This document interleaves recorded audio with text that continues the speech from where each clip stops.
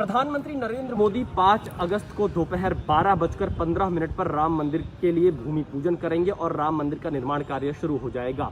जी news आपको ground zero से लगातार हर खबर की जानकारी दे रहा है, हर खबर सबसे पहले दे रहा है। इस वक्त हम अयोध्या के राम मंदिर निर्माण कार्यशाला में मौजूद हैं और यहाँ पर आप हमारे ठीक पीछे उन तमाम ईंटों को, पत्थरों को देख सकते हैं जो कि शिलादान के वक्त यहाँ पर लाई गई थी और इन्हीं पत्थरों से राम मंदिर का निर्माण कार्य उसके मुताबिक राम मंदिर की जो नींव होगी वो 15 फीट गहरी होगी, जिसमें 8 परतें बनाई जाएंगी, 2-2 फीट की एक परत होगी और ये मजबूत नींव तैयार की जा रही है और इसमें सिर्फ कंक्रीट और मोरंग का इस्तेमाल किया जाएगा, लोहे का इस्तेमाल नहीं होगा। इसके साथ ही साथ हम आपको ये भी बताना चाहेंगे कि ताम्रपत्र एक विशेष तौर पर तैयार कराया जा रहा है जो कि भूमि पूजन में इस्तेमाल किया जाएगा।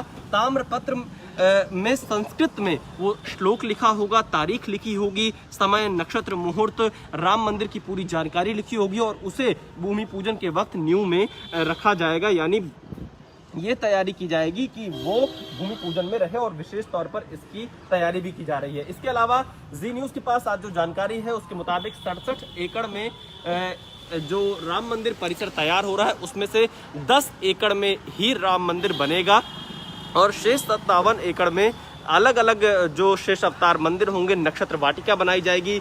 नक्षत्र वाटिका का अपना विशेष महत्व होता है और नक्षत्र वाटिका में 27 नक्षत्र के वृक्ष लगाए जाएंगे और इसके साथ ही साथ वाल्मीकि रामायण में जो जिन वृक्षों का वर्णन किया गया है उन वृक्षों को भी राम मंदिर परिसर में स्थापित किया जाएगा, जिसे तलाश करने का काम शुरू कर दिया गया है। इसके साथ ही साथ हम आपको ये भी जानकारी देंगे कि किस तरह से जो 10 एकड़ में राम मंदिर परिसर बन रहा है उसमें भूतल, पहली मंजिल और दूसरी मंजिल मिलाकर कुल 3 मंजिलों का ये राम मंदिर होगा और इसके साथ ही साथ इसमें 2 परिक्रमा मार्ग भी बनाए जा रहे हैं। परिसर में एक गर्भगृह की परिक्रमा होगी जहां पर रामलला विराजमान होंगे और दूसरी परिक्रमा पूरे राम मंदिर की होगी, जिस पर काम शुरू कर दिया जाएगा भूमि पूजन के साथ साथ। इसके अलावा शेष अवतार यानी लक्ष्मण जी का एक मंदिर अभी अस्थायी तौर पर राम मंदिर परिसर में स्थापित किया जाएगा भूमि पूजन के बाद और जैसे ही राम मंदिर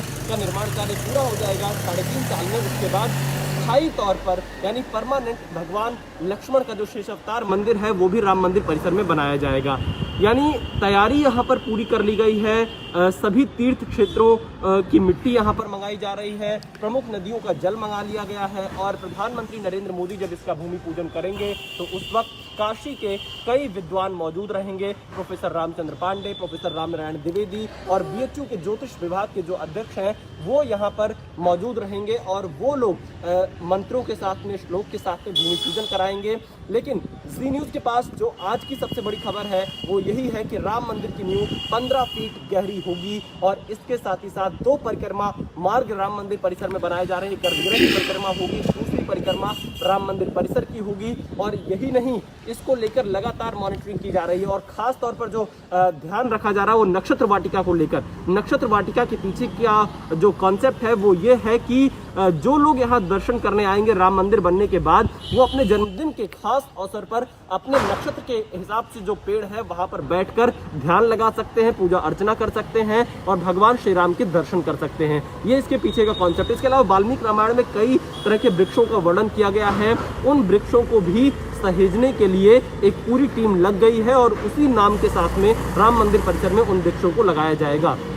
यानी धर्म, भक्ति, आध्यात्म के साथ साथ प्रकृति का भी संतुलन राम मंदिर परिसर में होगा और जो वाटिकाएं यहाँ पर तैयार की जा रही हैं वो लोगों के लिए विशेष तौर पर आप ये कह सकते हैं कि प्रकृति को ध्यान में रखकर ही तैयार किया जा रहा है। और राम मंदिर को लेकर जो हमारे पास दूसरी बड़ी खबर है वो खबर यह है कि राम मंदिर का जो भूतल होगा वो 1 साल से 2 साल के भीतर तैयार कर लिया जाएगा। बाकी जो और मंजिल है फर्स्ट फ्लोर और सेकंड फ्लोर की, उन मंजिलों को तैयार होने में लगभग 3.5 साल का वक्त लगेगा। यानी तैयारी पूरी कर ली गई है। एक बार मैं आपको इस कार्यशाला की तस्वीरें और दिखा देता हूँ। आप जैसे ही देखेंगे चारों तरफ आपको पत्थर दिखाई पड़ेंगे। लेकिन अगर मैं इन ईंटों के बारे में आपको बताना चाहूँ, आप ये जो ईंट देख रहे हैं, इन ईंटों का महत्व ये है, जब 1989 से शिलादान कार्यक्रम की शुरुआत की गई तो गांव-गांव से लोग ईंट लेकर यहां पर पहुंचे थे। हालांकि राम मंदिर में ईंटों का इस्तेमाल नहीं होगा, लेकिन इन ईंटों का इस्तेमाल जरूर राम मंदिर परिसर में